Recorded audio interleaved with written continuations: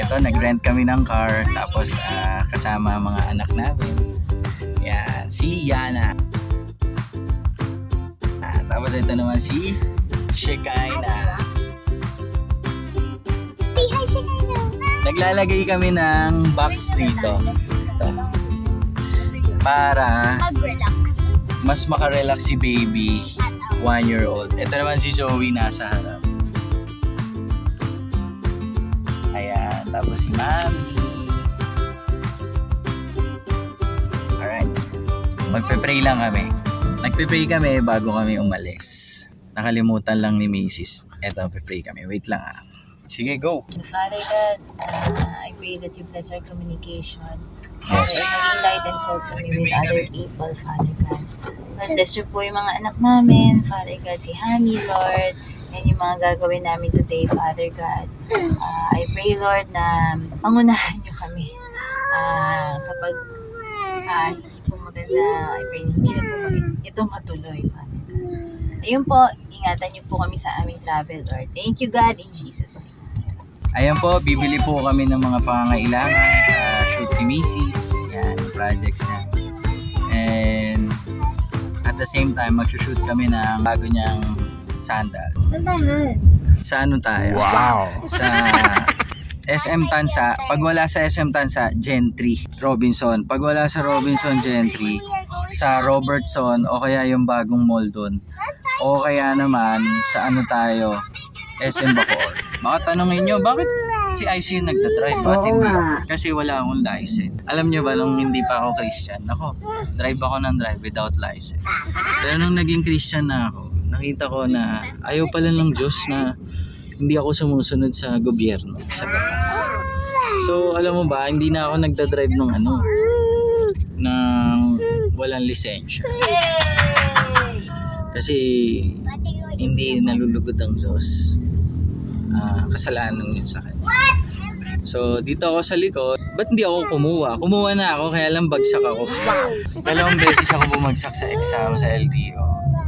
Isa lang mali ko. Meron na akong license. Ano na lang, parang i-renew ko na lang yung license. Expired na kasi. May sinasabi, oh. Ano sabi mo? Ngayon, gusto kong magkaroon ng license pero humingi ako sa wife ko ng buong araw. Kasi gusto kong mag-review para makakuha na ako magdadrive. Minsan kasi magdadrive yung asawa ko. Pupunta ng Manila, tapos pupunta pa ng Dasma, tapos pupunta pa ng ano na siya, sakit-sakit na ng tuhod niya. Gusto ko siyang tulungan. Baka arthritis din. Joke. Papunta kami ngayon ng SM Tansa. Alam mo sa SM Tansa, bagong mall yun eh. Talagang gustong-gusto kong mall yun ngayon. Kasi yung sinihan doon, di ba umupo ka doon sa upuan ng sinihan? Alam ko sa Mega Mall ganun pa rin eh. Tapos pag tayo mo, yung babalik, tumataas. Dito sa SM Tansa hindi. Parang lazy boy na talaga siya. So hindi siya umaangat tapos medyo mas maluwag. Kaya nga, binuhin mo, nakanood kami ng Fast and the Furious doon. Kasama itong vaping to. Ayun o. Yan, yung vaping yan. Eh, pagkagaslaw niyang baby niya. Ayun, nakakatuwa lang na nakanood kami ng time na yun. Ayun na, SM. That's something. SM Tansa. Okay, dito na kami. Ipe-prepare ko na yung stroller. Gusto sumama. Ayaw magpaiwan. Ay, di sama ka. Ay, ingat, tatamaan yung car sa tabi mo. Pabukas ang likodan. Ito. Wait lang ah. Wait.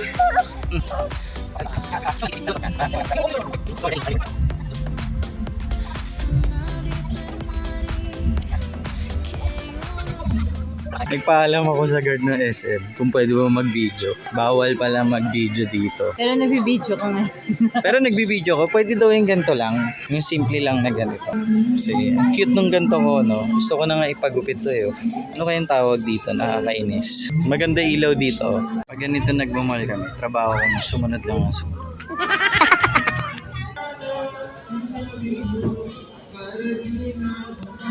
Naghahanap.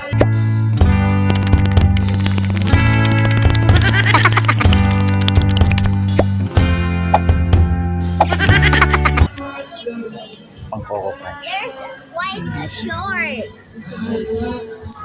Alam niya guys, ang pinakamalupit na nangyayari sa pamilya namin. Oh my god. Mga 99% pag nagmo-mall, kung ano lang kailangan. Kunwari, merong kailangan sa school si Yana, si Zoe. Yun lang bibili. Magmo-mall para bumili lang kailangan. Si Mrs. pag may kailangan, bibili lang talaga kung kailangan. Kunwari, sa work, kailangan ng sandals, kailangan ng shoes na ganito, bibili lang. Kunwari, ako may kailangan. Ganyan. Most of the time, kapag nag-mall, ang binibili lang, kailangan, hindi gusto. Ganon. Kasi nung hindi pa ako Christian, ang nangyayari, kumikita ng pera, ano talaga, pag sweldo, bili lang ng bili kung anong gusto. Ganun lang talaga. Pero eto, simula 2009, tinuruan kami ng Panginoon na dapat kailangan lang, hindi gusto. Magkaiba gusto sa kailangan. Nalulugod ng Diyos pag kailangan mo na ang inuuna, hindi gusto. Yung maliit pa si Hannah tsaka si Zoe, pag nagmo-mall kami, lagi kong dinadala sa Toy Kingdom. Yung mga free na toy na naka-display, pinapalaro ko. Laging ganun, hindi kami nabili ng laruan. Kasi wala kaming pambili. You want to make them happy kahit sa ganung paraan. Very simple pero love you. They will not understand that, but I hope that in the future they will realize or understand na kahit hindi nabili si daddy ng toy, no, ng laruan. Gumagawa siya ng way, paraan para makapaglaro sila ng mga toy. Tapos tinuturuan ko sila na, yan, gusto mo ba yung toy na yan? Pag-pray mo yan. Kasi limitado lang ang pwedeng ibigay ng daddy mo. Pero pag natuto silang mag-pray sa isang bagay, tinuturuan ko silang humingi sa Diyos. Kasi mayaman ang Diyos. Pag sa akin, limited na. Okay, yun nga. Napagalitan yung si Yana. Ilang sigaw ako Sigaw hindi tawag lang. Sigaw. Hindi mo ko nalilinig. Tama na, Zoe. Ay, Zoe, tama na. Galit na si Mami. Halika dito. Mag-sorry ka. Enough na yan.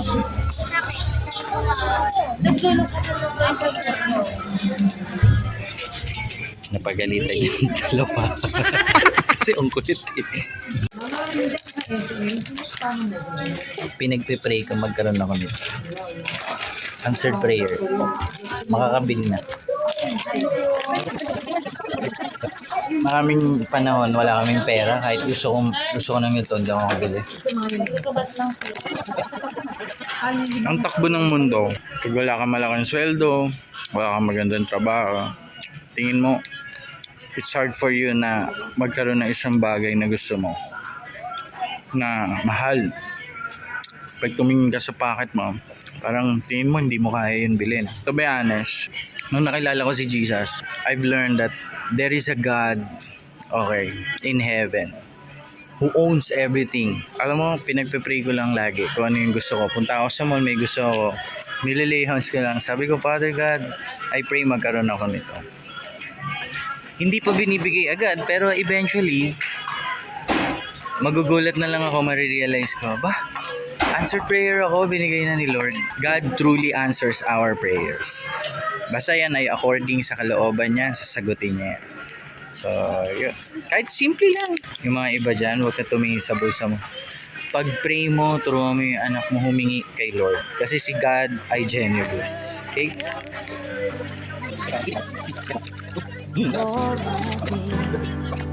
I've been held in your hand. Magpipiting sila. So ngayon, inaantay ko siya. Ang gagawin ko, magta-try ako ng ramp modeling. Alright? From the inside, we on top. Electro is the rhythm. Michael and James, they can't get no better out on the floor. See them moving to the baseline, funkin' on top. Electro is the new style.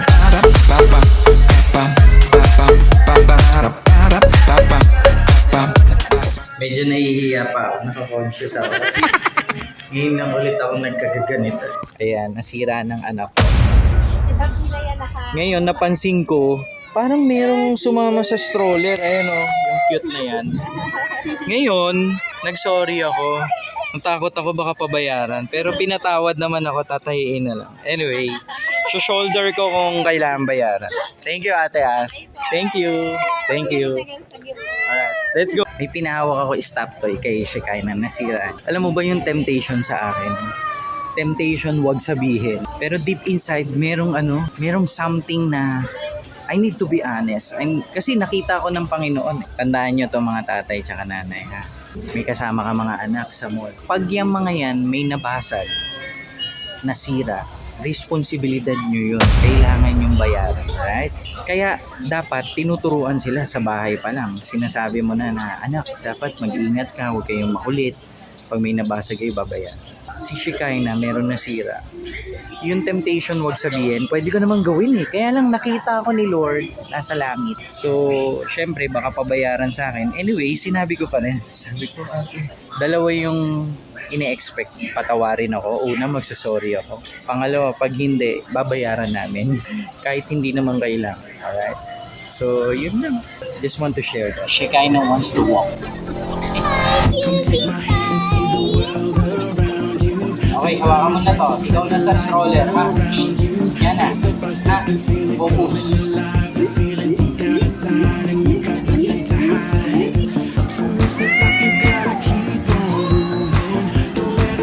Where do you want to go? Habol naman. Buhay tatay. Don't touch. No, may nasira na. Uy, nandun sila. Department store. Doon na. Dito, mami. Go.